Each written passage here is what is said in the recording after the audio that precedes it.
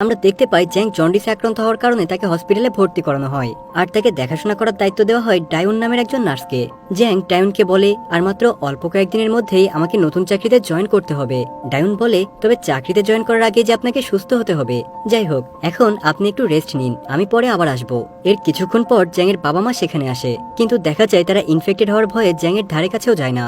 অন্যদিকে জ্যাং এর সিটের আশেপাশে থাকা লোকেরা তাকে নিয়ে অনেক উল্টাপাল্টা কথা বলে। আর ঠিক তখনই একটা লোক তার বন্ধু বান্ধবদের বলে ওঠে, আমার হাতটাও ওই জন্ডিস রোগীর মতোই কেমন যেন হলুদ হয়ে যাচ্ছে।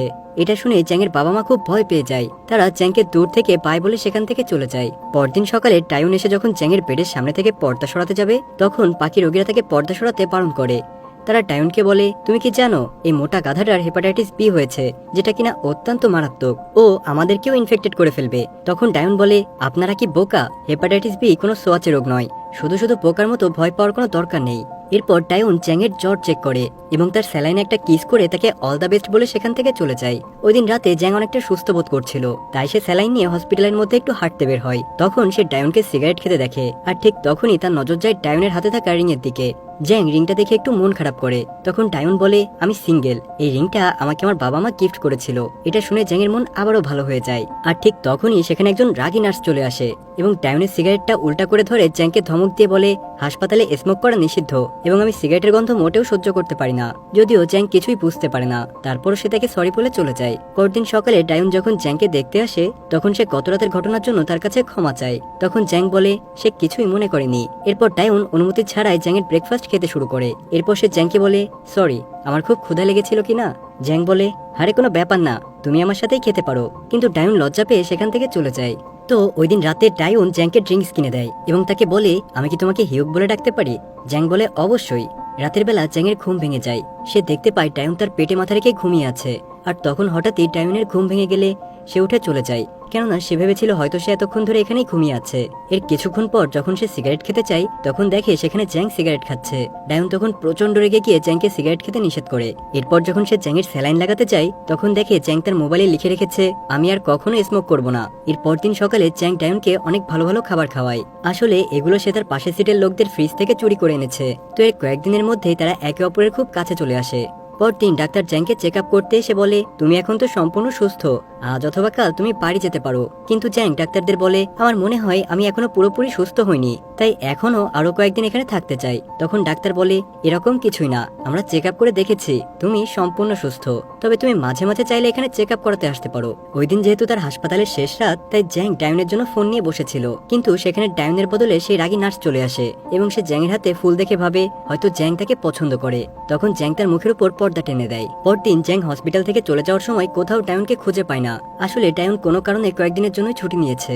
জ্যাং যাওয়ার আগে নার্সদের লিস্ট থেকে যখন ডায়নের ফোন নম্বর নিতে চাই, ঠিক তখনই সেখানে সেই রাগী নার্স চলে আসে। তখন জ্যাং বুদ্ধি করে তার রুমে সেই পেশেন্টদের কাছে যায়, যারা কিনা তাকে মোটা গাধা বলেছিল, আর জোরপূর্বক তাদের সাথে বন্ধুত্ব করে নেয়, যাতে করে সে বন্ধুত্বের বাহানায় ডায়নের সাথে দেখা করে আবারও হসপিটালে আসতে পারে। কিন্তু আমরা দেখতে পাই জ্যাং ডায়নের 11টা ফোন নম্বরের মধ্যে মাত্র 7টা নাম্বার মুখস্থ করতে পেরেছিল।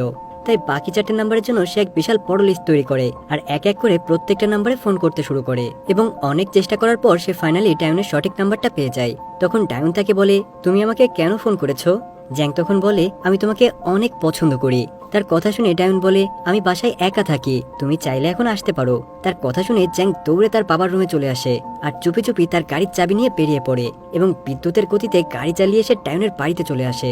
ডায়ন তাকে পাশে বসতে বলে, কিন্তু জ্যাং লক্ষ্য করে ডায়নের খুব মন খারাপ, এজন্য সে ওখান থেকে চলে আসতে থাকে। কিন্তু তখনই ডায়ন তাকে বলে, আমি কি তোমাকে জড়িয়ে ধরে ঘুমাতে পারি? তো এরপর সে ডায়নকে জড়িয়ে ঘুমিয়ে পড়ে। পরদিন সকালে ডায়ন ঘুম থেকে উঠে দেখে জ্যাং তার জন্য ব্রেকফাস্ট তৈরি করেছে এবং সে তার ঘরের নষ্ট বাল্বটাও পরিবর্তন করে দিয়েছে। ওই বাল্বটা চেঞ্জ করার কারণে ডায়ন খুশিতে কান্না করে দেয়। তবে এর কারণ আমরা গল্পের শেষে জানতে পারবো। আর এরপরে সে জ্যাংকে কিস করে দেয়। তো এরপর ধীরে ধীরে ডায়ন এবং জ্যাংয়ের প্রেমটা গভীর হতে থাকে। জ্যাং তার সাথে দেখা করার জন্য প্রতিদিন হসপিটালে যেত। ডায়নকে তার বাবার গাড়িতে করে প্রতিদিন বিভিন্ন জায়গায় ঘুরতে নিয়ে যেত, এমনকি ডায়নের বাড়ি পরিষ্কার পরিচ্ছন্ন করে রাখতো। একদিন লক্ষ্য করে ডায়নের আঙুলে সেই রিংটা নেই। জ্যাং তখন রিংয়ের কথা জিজ্ঞাসা করলে ডায়ন বলে, রিংটা হারিয়ে গিয়েছে। এরপর একদিন জ্যাং তাকে বলে, আমি যখন চাকরি পেয়ে যাব তখন তুমি নার্সিং এর চাকরি ছেড়ে দেবে, কেননা তোমাকে এভাবে দিনের পর দিন পরিশ্রম করতে দেখে আমার খুবই কষ্ট হয়। একদিন ডায়ন জ্যাংকে বলে, আমার কাছে জেজু আইল্যান্ডে 2টা টিকিট রয়েছে, তুমি কি আমার সাথে যাবে? জ্যাং তখন রাজি হয়ে যায়। এরপর দিন তারা শপিং করতে বের হয়। এখানে ডায়ন তাদের দুইজনের জন্য ম্যাচিং করে টি শার্ট কিনে। কিন্তু দেখা যায় সবচেয়ে বড় সাইজের টি শার্টটাও জ্যাং এর গায়ে অনেক টাইট হয়ে যায়। এজন্য জ্যাং এর খুবই মন খারাপ হয়ে যায়। পরদিন ডায়ন জিজু আইল্যান্ড যাওয়ার উদ্দেশ্যে এয়ারপোর্টে জ্যাং এর জন্য অপেক্ষা করতে থাকে। জ্যাং যখন ওই এয়ারপোর্টে আসে, ডায়ন তাকে ঠিক তার মতো একজোড়া জুতো গিফট করে। জ্যাং জুতা জোড়া পেয়ে খুব খুশি হয়ে যায়। সে বলে, তুমি দেখে নিও, পরের বছর ক্রিসমাস আসার আগে আমি নিজেকে স্লিম করে নেব, আর তখন আমরা ম্যাচিং করে টি শার্টও পরবো। এরপর সে জুতো পরে ডায়নকে দৌড়ে দেখায়। আর এখানে দৃশ্য পরিবর্তন হয়ে আমরা স্লিম জ্যাংকে দেখতে পাই। দেখা যায় জ্যাং একদমই ফিট হয়ে গেছে। সে এখন ডায়নের সাথেই থাকে, আর তারা দুজন একে অপরকে খুবই ভালোবাসে। প্রতিদিন জ্যাং অফিসে যাওয়ার আগে ডায়নের জন্য ব্রেকফাস্ট বানিয়ে যায়, এমনকি বাসার আবর্জনাগুলো ডাস্টবিনে ফেলে যায়। কিন্তু একদিন জ্যাং অফিসে গেলে তার বস তাকে বলে, আমি তোমার ট্রান্সফার একটা বড় মাল্টিন্যাশনাল কোম্পানিতে করিয়েছি। ওই দিন সন্ধ্যায় যখন ডায়নের কাজ শেষ হয়ে যায়, সে দেখে একটা নতুন গাড়ি করে তার জন্য অপেক্ষা করছে জ্যাং। জ্যাং বলে এটা তার নতুন গাড়ি। এরপর সে ডায়নকে একটা রিং গিফট করে বলে তার ট্রান্সফার একটা বড় মাল্টিন্যাশনাল কোম্পানিতে হয়ে গিয়েছে, তার জন্য তাকে অন্য শহরে থাকতে হবে। তবে সে ডায়নকে কথা দেয় যে সে 2-1 দিন পরপরই ডায়নের সাথে দেখা করতে আসবে। এরপর দিন যখন জ্যাং অফিসে যাওয়ার জন্য বের হয়, তখন সে দেখে লোকজন অফিসে যাওয়ার জন্য গাড়িতে বসেই রেডি হচ্ছে।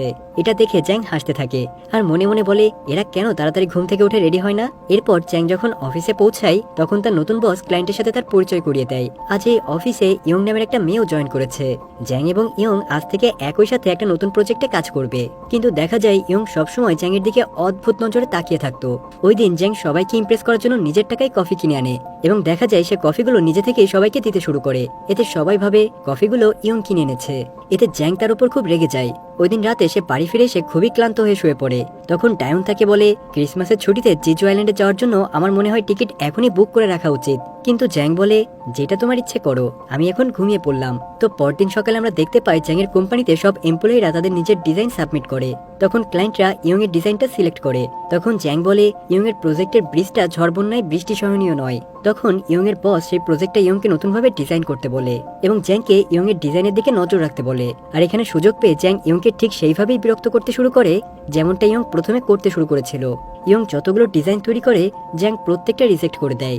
এদিকে প্রজেক্ট জমা দেওয়ার ডেট ধীরে ধীরে এগিয়ে আসছিল, আর ইয়ং এর কোনো ডিজাইনই এখনো সিলেক্ট হয়নি। তাই সে রাতভর অফিসে থেকে কাজ করতে শুরু করে। ওইদিকে জ্যাং এর কাজ শেষ করে বাড়ি ফিরতেই প্রতিদিন ঘুমিয়ে পড়ে। পরদিন যখন জ্যাং অফিসে যাওয়ার জন্য বের হয়, তখন ডায়ন তাকে ফোন দিয়ে বলে, প্রতিদিন তোমাকে এতটা পথ পাড়ি দিয়ে আসতে হবে না, আমরা সপ্তাহে একদিন দেখা করব। তো একটু পর জ্যাং অফিসে এসে দেখে ইয়ং আজ বাড়ি যায়নি। সে সারা রাত অফিসে বসেই কাজ করেছে, এমনকি খাবার দাবার সহ সবকিছু টেবিলের উপর ছড়িয়ে ছিটিয়ে রয়েছে। তার এই অবস্থা দেখে জ্যাং এর প্রচুর রাগ হয়ে যায়। সে ইয়ংকে বলে, খেয়ে নাও অথবা কাজ করো। ইয়ং তখন কান্না করে দিয়ে বলে, এই সবকিছুই তোমার জন্যই হয়েছে। জ্যাং তখন ইয়ং এর ব্রিজটা উল্টো করে রেখে বলে, ব্রিজটা এইভাবে ডিজাইন করলে সেটা সব থেকে বেশি কার্যকর হবে। তো এভাবে পরদিন ইয়ং এর সেই ডিজাইনটা অ্যাকসেপ্ট হয়ে যায়, এবং সবাই জ্যাং এবং ইয়ং এর এই নতুন প্রজেক্টকে খুবই প্রশংসা করে।